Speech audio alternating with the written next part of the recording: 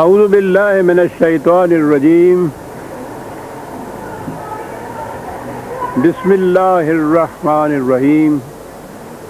عزیزان من، آج اگست 1982 کی 27 تاریخ ہے اور درس قرآن کریم کا آغاز سورہ الذاریات کی آیت 47 سے ہو رہا ہے۔ 51/47۔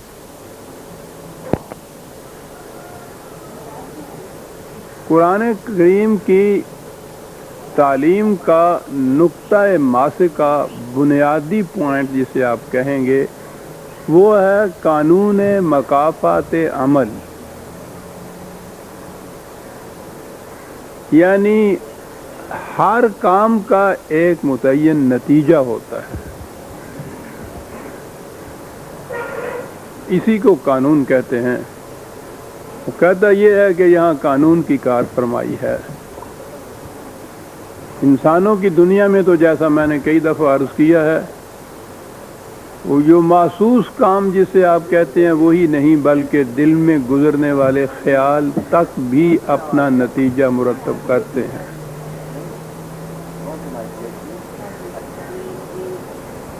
بنیادی تعلیم یہ ہے قرآن کی۔ ایک تو وہ ایسے اقدار اور اصول دیتا ہے جو انسانی زندگی، اس کی انفرادی اور اجتماعی زندگی میں قانون کا کام دیتے ہیں، اور یہ جو اس کا نقطہ ماسکہ ہے کہ ہر عمل اپنا ایک نتیجہ پیدا کرتا ہے، وہ اسے مختلف طریقوں سے سمجھاتا ہے۔ اسے کم کیجئے کچھ۔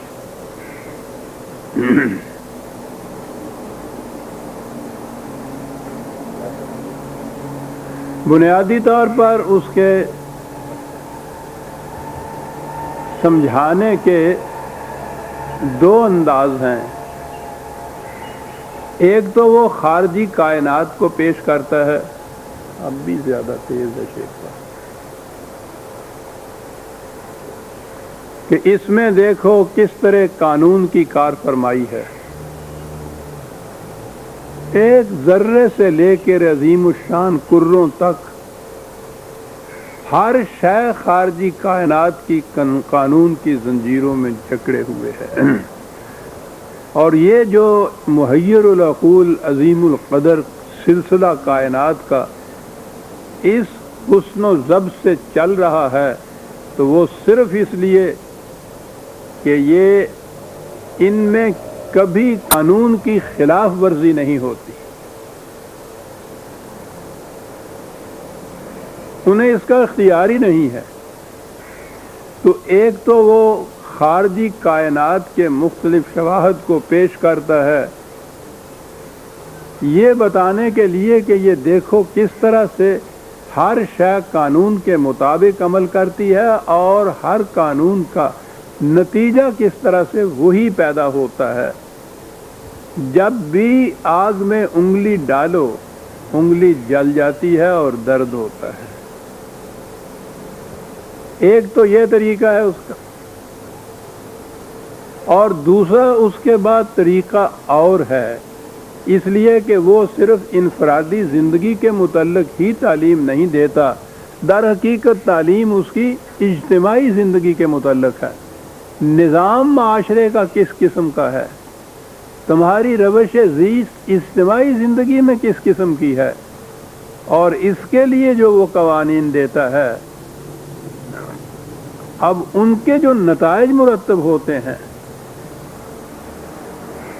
انہیں سمجھانے کے لیے بہرحال تاریخ ہی ایک ایسی چیز ہے جسے سامنے لایا جا سکتا ہے، اور وہ اس کے لیے اقوام سابقہ کی تاریخی شواہد کو سامنے لاتا ہے کہ یہ دیکھو فلاں قوم نے اس قسم کا نظام قائم کیا، یعنی قوانین خداوندی کے مطابق، تو اس کے نتائج کس قدر خوشگوار برآمد ہوئے۔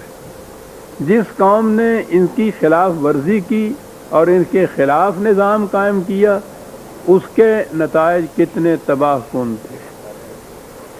سارے قرآن میں اگر یہ بنیادی حقیقت آپ کے سامنے ہو تو اس میں یہاں سے وہاں تک ایک ربط نظر آئے گا، اور یہ بات نہیں کہ وہ یہاں باہر تو وہ ایک گیہوں کے دانے کی مثال بیان کرتا کرتا اور اس کے بعد قوم عاد کا ذکر چھیڑ دیتا ہے۔ تو ہمارے ہاں تو یہ چیز چونکہ ذہن میں نہیں تھی کہ قرآن کی تعلیم کا انداز کیا ہے، اس لیے یہ ہوا کہ جی بڑا ہی غیر مربوط ہے، اس میں تو کسی قسم کی ترتیب نہیں، کوئی ربط نہیں۔ کہیں دیکھیے آپ وہ فصلوں کا ذکر ہو رہا ہے، کہیں آسمان کے ستاروں کا ذکر ہو رہا ہے، انہیں معلوم نہیں کہ یہاں کیفیت یہ ہے کہ لہو خورشید کا ٹپ کے اگر ذرے کا دل چیریں، ان میں ربط باہمی ایسا ہے۔ جیمز جین یہ کہتا ہے، فلکیات کا سب سے بڑا ماہر، کہتا ہے اور یہ تو ایک طرف میں جو انگلی ہلاتا ہوں اس کا اثر کہکشاں پہ بھی جا کے پڑتا ہے۔ تو دوسری چیز وہ تاریخی شواہد پیش کرتا ہے۔ اب آج کے درس میں آ جائیے۔ پہلے اس نے، آپ کو یاد ہوگا کہ اس نے مثالیں پیش کی تھیں یا شہادات پیش کی تھیں آسمانی کروں کی، بادلوں کی، بارش کی، فصلوں کی۔ یہ سب کچھ کرنے کے بعد وہ فوراً اقوام سابقہ کی طرف آ گیا۔ پچھلی آیات میں قوم نوح، عاد، سمود، قوم لوط، یہ تمام اقوام جو تھیں ان کے انجام کی طرف چھچلتی ہوئی نگاہ ڈالتا ہوا آگے چلا آیا۔ آخر میں اس نے یہ قوم نوح کے متعلق آخری آیت میں یہ ذکر آیا تھا، اور یہ آنے کے بعد پھر اسی انداز میں آ گیا کہ وَالسَّمَاءَ بَنَيْنَاهَا بِأَيْدٍ وَإِنَّا لَمُوسِعُونَ۔ پھر آ گیا وہ کائناتی شواہد کی طرف، اور یہاں پہلی مثالوں سے بھی بلند اور بالا تر مثال دی کہ یہ آسمانی کروں کو تم دیکھو کہ ہم نے کتنی بڑی قوت اور قدرت ہے کہ جس سے اس کی تخلیق ہم نے کی، اور کتنا بڑا کنٹرول ہے ان کے اوپر کہ سائنسدان یا فلکیات کے ماہر یہ بتا رہے ہیں کہ اگر سورج کی رفتار میں 1 سیکنڈ کے کروڑویں حصے کا بھی فرق پیدا ہو جائے تو یہ سارا سلسلہ تہس نہس ہو کر رہ جائے۔ کہا کہ اتنی بڑی قوت ہے۔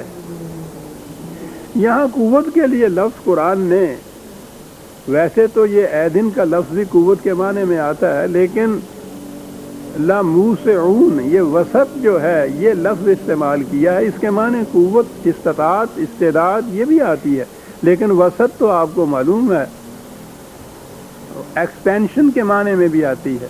یہاں تو موسعون لفظ ہے قرآن میں، اللہ تعالیٰ کی ایک صفت الواسع بھی آئی ہوئی، ایکسپینڈ کرنے والا۔